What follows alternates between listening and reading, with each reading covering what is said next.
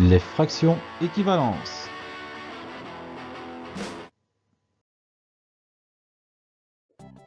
L'objectif unique de cette vidéo sera de te faire comprendre le concept d'équivalence de fractions, ou comment ça se fait que deux fractions, ça peut représenter la même chose. Prenons une mise en situation. J'étais chez moi, et comme ma femme n'était pas là, que j'étais tout seul, je me suis dit, plutôt que de m'embêter toute la soirée, je suis invité un pote à passer. Alors on papote, on fait une part d'échecs, puis on a faim. Qu'est-ce qu'on fait quand on a faim? On commande des pizzas. Une pour moi, et une pour lui. Ici, les pizzas sont rectangulaires plutôt que d'être circulaires. Ça change rien vu qu'on a faim. Et en plus, pour le PowerPoint et les fractions, ce sera quand même nettement plus simple pour moi. Bon, continuons. Mes deux pizzas, tu remarqueras que elles ont exactement la même taille. Vu? Alors, c'est le moment où on sort le couteau et je dis, bon, je vais couper ma pizza en 8 morceaux.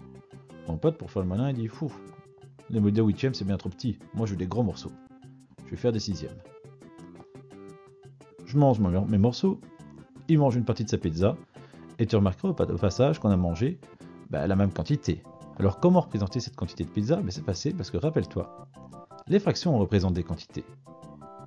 Moi, vu que j'avais fait des 8e et que j'ai mangé 4 morceaux, j'ai mangé 4 8e de la pizza. Lui, vu qu'il avait fait des 6e et qu'il a mangé 3 morceaux, il a mangé 3 6e de sa pizza. Tu me suis? Seulement tu remarqueras que dans les deux cas, on a mangé la moitié de notre pizza, tu vois bien. Il reste que la moitié du bas, pas la moitié du haut. Et ça, c'est important. On vient de se rendre compte que deux fractions différentes peuvent représenter la même quantité. Tu vois, 4 huitièmes et 3 sixièmes, c'est certes pas la même fraction, mais ça représente la même quantité de pizza dans nos ventres, vu que les pizzas avaient la même taille.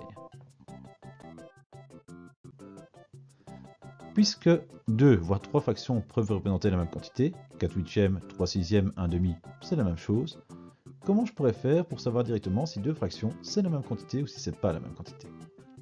Une première idée qu'on pourrait avoir, ce serait de faire 4 divisé par 8, 0,5, 1 divisé par 2, 0,5, 3 divisé par 6, 0,5, diviser le numérateur par le dénominateur et voir si on obtient tout le temps le résultat. Ça semble pas une mauvaise idée, cependant moi je te la conseille pas et je vais te montrer maintenant pourquoi ça me semble pas une bonne idée. Parce que si je prends des fractions beaucoup plus grandes, attention accroche-toi un petit peu, 1125 2300e et 915 1871e. C'est parti, numérateur divisé par dénominateur.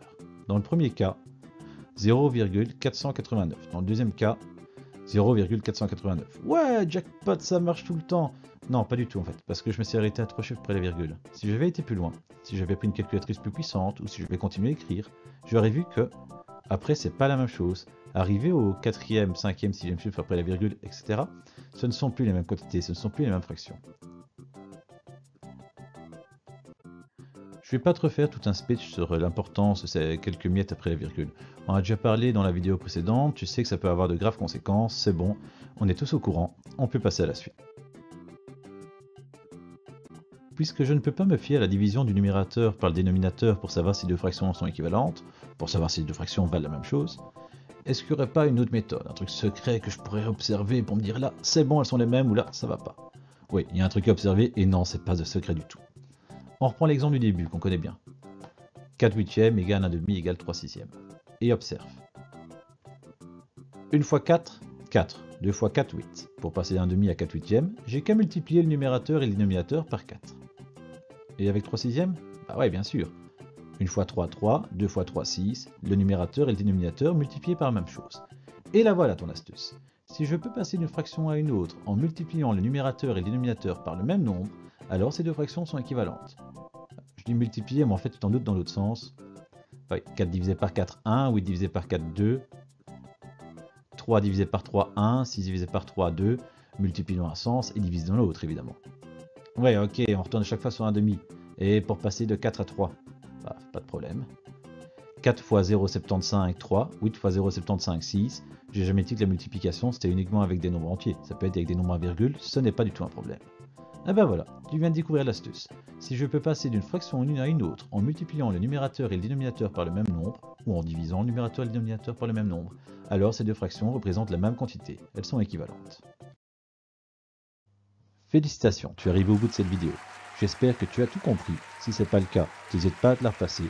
Et si ça va toujours pas, tu lèves la main et comme d'habitude, je viens t'aider.